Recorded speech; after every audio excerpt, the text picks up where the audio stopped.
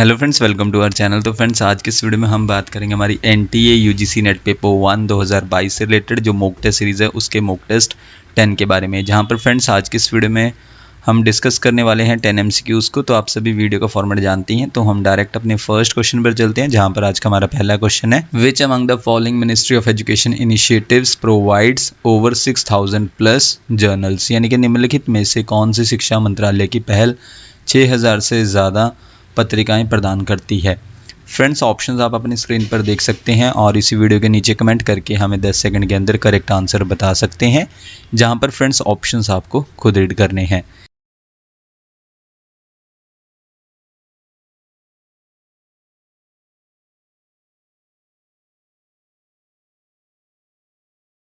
इनमें से ministry of education का वो इनिशिएटिव है जो प्रोवाइड करता है 6000 से ज़्यादा जर्नल्स यानी कि पत्रिकाएं।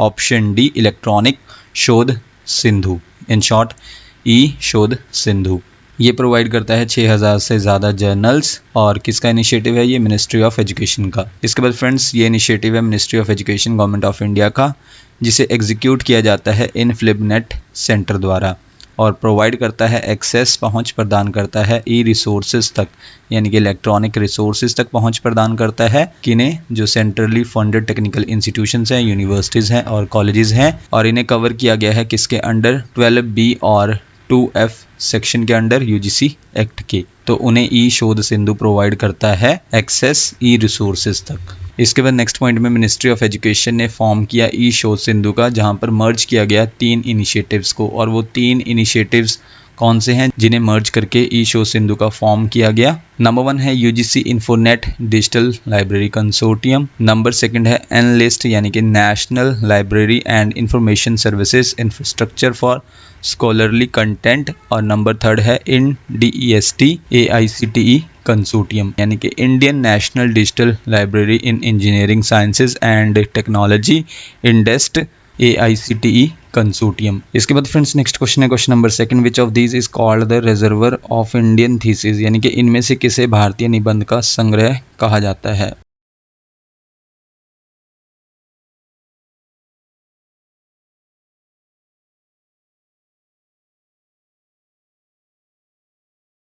इनमें से वो है जिसे रिजर्वर कहा जाता है, संग्रह कहा जाता है, किसका? इंडियन थीसिस का। ऑप्शन बी, शोध गंगा।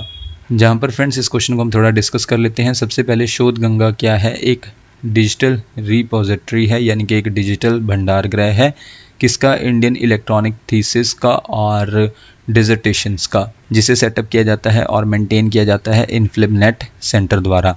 और इसकी स्थापना कब हुई? 1991 में।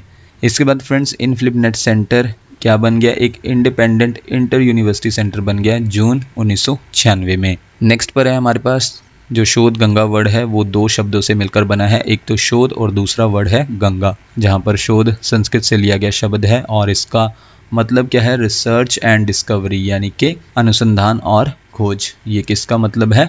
शोध का। और गंगा वर्ड जो है इंडियन रिवर से बिलोंग करता है, जो कि पवित्र और सबसे लंबी नदी है इंडियन सब कॉन्टिनेंट की, यानी कि भारतीय उपमहाद्वीप की सबसे लंबी नदी है गंगा नदी। तो इन दोनों शब्दों से मिलकर बना है शोध गंगा। इसके बाद फ्रेंड्स शोध गंगा एट इनफ्लिबनेट, इसे सेटअप किया गया था यूज़ करके किसका? Open source digital repository software है उसका यूज़ करके इसको सेटअप किया गया था, किसे? शोध गंगा एट इनफ्लिबनेट को। और वो open source digital repository software कौन सा है? डी स्पेस, जिसे विकसित किया गया है MIT द्वारा, यानी कि मैसाचुसेट्स इंस्टीट्यूट ऑफ टेक्नोलॉजी द्वारा। किसकी पार्टनरशिप के साथ?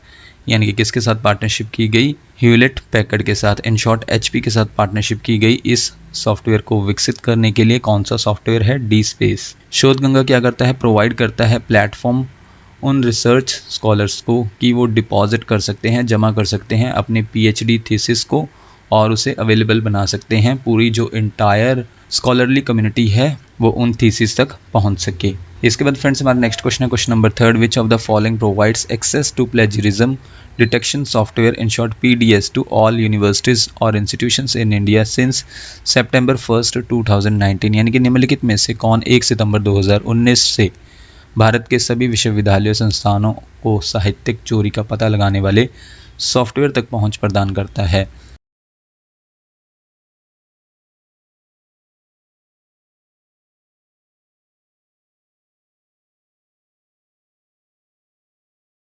इनमें से वो है ऑप्शन बी शोध शुद्धि। शोध शुद्धि क्या करता है? प्रोवाइड करता है एक्सेस विश्वविद्यालय और संस्थानों को साहित्यिक चोरी का पता लगाने वाले सॉफ्टवेयर तक पहुंच प्रदान करता है। कौन? ऑप्शन बी शोध शुद्धि।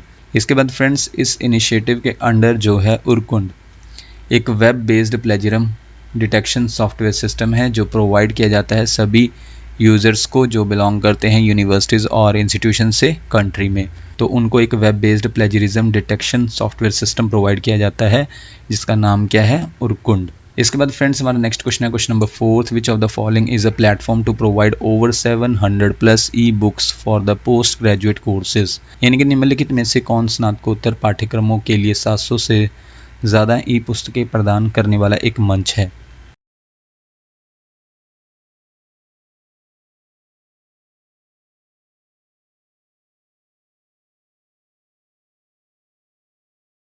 इनमें से वो प्लेटफॉर्म है जो प्रोवाइड करता है 700 से ज़्यादा इलेक्ट्रॉनिक बुक्स किसके लिए? पोस्ट ग्रेजुएट कोर्सेज के लिए। ऑप्शन डी इलेक्ट्रॉनिक अध्ययन, इन शॉर्ट ई अध्ययन, जहाँ पर जो सभी बुक्स हैं वो ली गई हैं इलेक्ट्रॉनिक पोस्ट ग्रेजुएट पाठशाला कोर्सेज से, इन शॉर्ट ई पीजी पाठशाला कोर्सेज से ये सभी इलेक्ट्रॉनिक बुक्स ली गई हैं। और ये वीडियो कंटेंट के लिए जो है प्लेलिस्ट भी प्रोवाइड करता है। कौन? ई अध्ययन। इसके बाद फ्रेंड्स हमारा नेक्स्ट क्वेश्चन है क्वेश्चन नंबर 5 में आपको बताना है ई पीजी पाठशाला is an initiative of the ministry of education under its national mission on education through ICT, in short NME ICT, being executed by the dash.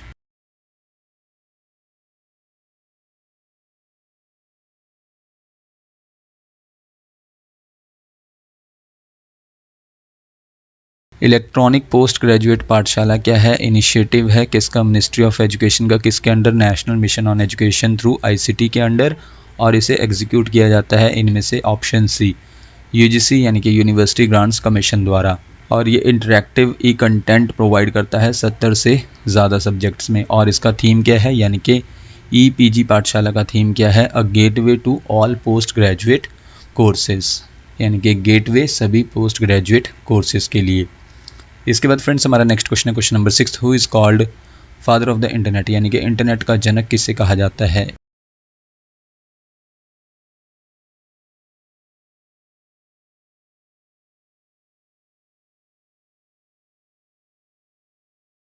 इनमें से वो है जिसे फादर ऑफ द इंटरनेट कहा जाता है। Option C Vint Cerf. विंडसर्फ को father of the internet के नाम से जाना जाता है। और सर्फ जो है को डिज़ाइनर भी रहे हैं किसके? TCP और IP यानी कि ट्रांसमिशन कंट्रोल प्रोटोकॉल और इंटरनेट प्रोटोकॉल्स के को डिज़ाइनर भी रहे हैं और आर्किटेक्चर भी रहे हैं किसके? इंटरनेट के। जहाँ पर फ्रेंड्स दिसंबर 1997 में प्रेसिडेंट बिल क्लिंटन ने प्रेजेंट किया United states national medal of technology किसे? सर्फ को और उनके कोलीग रॉबर्ट ई काहन को, स्थापना करने के लिए और विकसित करने के लिए इंटरनेट को। इसके बाद फ्रेंड्स हमारा नेक्स्ट क्वेश्चन है question number 7, who invented the electronic mail, in short email.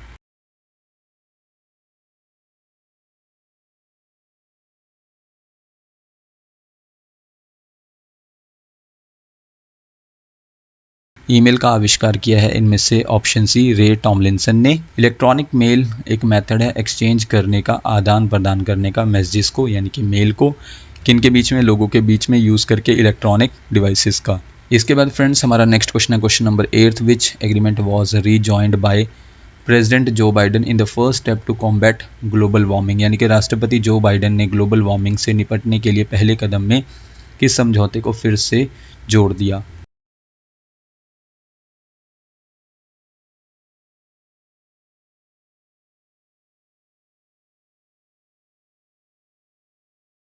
इनमें से वो समझौता है option D Paris agreement. Paris agreement को रीजॉइन किया गया प्रेसिडेंट जो बाइडन द्वारा। पहला ही उनका ये स्टेप था राष्ट्रपति बनने के बाद उन्होंने फिर से ज्वाइन किया इस एग्रीमेंट को, पेरिस एग्रीमेंट को कॉम्बैट करने के लिए, ग्लोबल वार्मिंग से निपटने के लिए।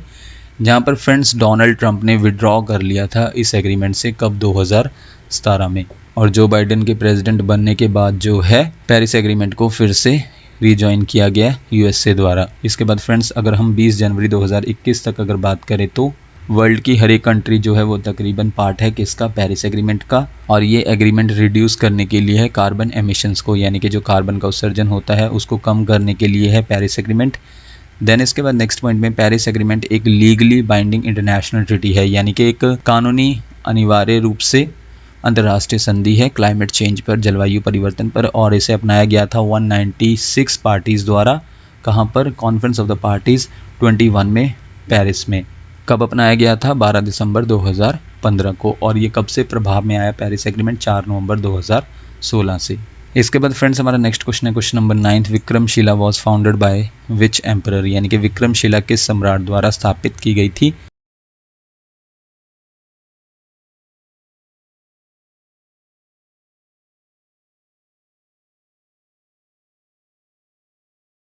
विक्रमशिला को स्थापित किया गया था, इनमें से वो एम्परर थे option D king Dharmapal. Question number 10 है, यानी कि आज का हमारा लास्ट क्वेश्चन है question number 10। Mark the correct statement या फिर स्टेटमेंट्स, जहाँ पर according to the first statement MERITE stands for multi disciplinary education and research improvement in technical education, and second statement के according buying and selling goods over the internet is called internet trade, यानी कि internet पर सामान खरीदना और बेचना internet व्यापार कहलाता है। फ्रेंड्स कोड आप अपनी स्क्रीन पर देख सकते हैं और इसी वीडियो के नीचे कमेंट करके हमें 10 सेकंड के अंदर करेक्ट कोड बता सकते हैं।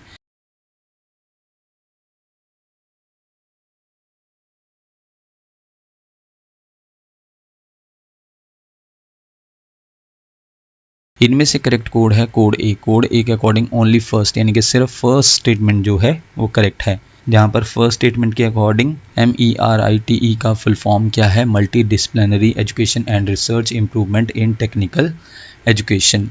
और जबकि सेकंड स्टेटमेंट इनकरेक्ट स्टेटमेंट है, जहाँ पर सेकंड स्टेटमेंट के अकॉर्डिंग क्या था कि buying and selling goods over the internet is called internet trade, यानी कि इंटरनेट पर सामान खरीदना और बेचना इंटरनेट व्यापार कहलाता है। तो ये स्टेटमेंट इनकरेक्ट है, क्योंकि इंटरनेट पर सामान बेचना और खरीदना क्या कहलाता है? ई-कॉमर्स, यानी कि इलेक्ट्रॉनिक कॉमर्स। तो फ्रेंड्स ये थी हमारी आज की वीडियो। आप हमें इसी वीडियो के नीचे कमेंट करके बता सकते हैं कि आपने टोटल क्वेश्चंस यानी कि 10 क्वेश्चंस में से कितने क्वेश्चंस को करेक्ट मार्क किया। नेक्स्ट वीडियो आपको फ्रेंड्स जल्दी चैनल पर मिल जाएगी। So thank you friends for watching this video.